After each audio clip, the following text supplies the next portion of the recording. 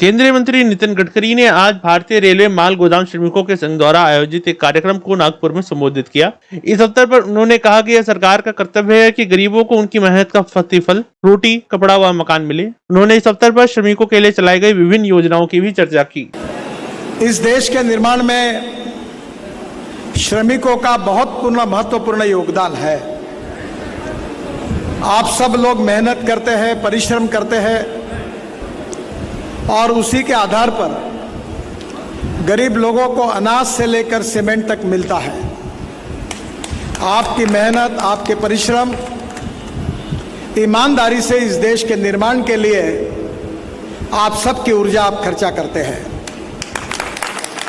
भारत सरकार का ये कर्तव्य है कि जो हमारे शोषित, पीड़ित, गरीब श्रमिक हैं, उनके जीवन के साथ न्याय हो, उनके मेहनत का उनको सही मुआवजा मिले और उनको रहने के लिए रोटी, कपड़ा और मकान मिले।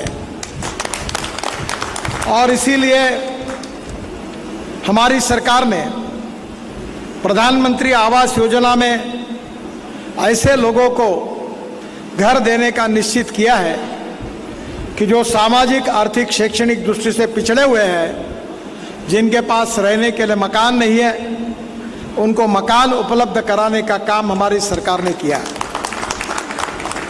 नागपुर में भी हमने 25,000 मकान बनाने का कार्य शुभारंभ किया है। करीब 6,000 लोगों को मकान अवार्ड हुए हैं। मैं हमारे नागपुर के सभी श्रमिकों को आह्वान करता हूं कि आप इस योजना में अप्लाई करिए।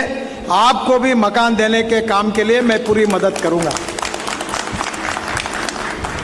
जैसे मकान की आवश्यकता होती है, वैसे श्रमिकों के बच्चों के लिए अच्छी शिक्षा मिलने की भी आवश्यकता होती है।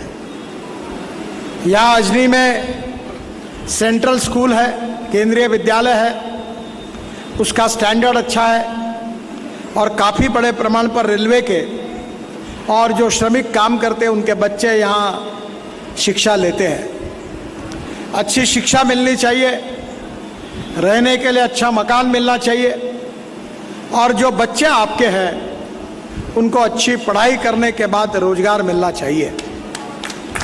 मेरा विश्वास है कि आपके अधिकारों का रक्षण करते हुए, विशेष रूप से इस समय कोविड के कारण हम सब लोगों को बहुत समस्याओं का सामना करना पड़ा। मुझे विश्वास है कि हमारे श्रमिकों ने उस कठिन समय में अपने को बचाते हुए सुरक्षा रक्षक हो, नर्सेस हो, मेडिकल, पैरामेडिकल में काम करने वाले कर्मचारी हो या गोदामों पर काम करने वाले आप जैसे श्रमिक हो, सब ने उस समय समाज की रक्षा और देश की रक्षा करने का काम कर्तव्य बुद्धि से किया है। इसलिए मैं आप सबको बहुत बहुत धन्यवाद देता हूं, आपका अभिनंदन करता हूं। बहनों और भाइयों, विशेष रूप से मैं नागपुर का सांसद होने के नाते मैं आपसे और एक अनुरोध करूंगा कि यहाँ से आयुष्य योजना में हमने एक योजना की शुरुआत की है। जो दिव्यांग है और जिनकी उम्र रिटायर्ड हो गई, 60 साल के ऊपर है, ऐसे लोगों को व्हील चेयर हो, चश्मा हो, सुनने का यंत्र हो, ऐसी 50 प्रकार की वस्तुएं फुकट में बांटने का हमने निर्णय किया है। इसके कैंप सुरेश भट्ट सभागृह में शुरू है। मैं आपके यूनियन के पदाधिकारियों को आह्वान करता हूं कि यहाँ पे जो भी लोग हैं उनको लेकर उस कैंप में शरीक हो जाइए।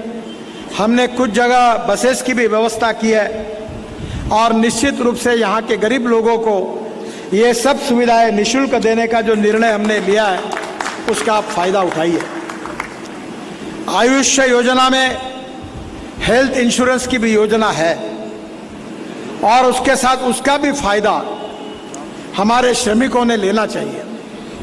चाहे हार्ट का ऑपरेशन हो, चाहे कैंसर जैसी बीमारियां हो, इन सब को मैं मेरे ऑफिस से नियमित रूप से हजारों श्रमिकों की मदद करते रहता हूं। राजनीति का सही अर्थ है समाज कारण। राजकारण का अर्थ होता है समाज कारण। और समाज कारण का अर्थ होता है राष्ट्र कारण और विकास कारण।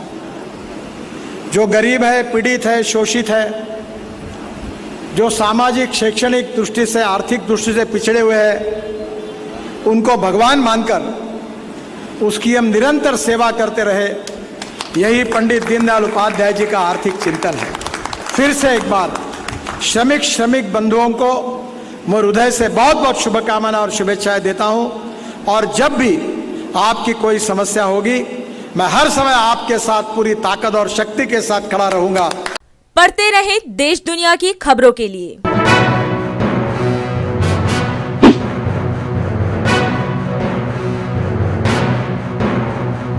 26वें वर्ष में आपके लोकप्रिय समाचार पत्र इंडिया दर्पण का प्रवेश। आप देखते रहें अपने क्षेत्र की खबरें।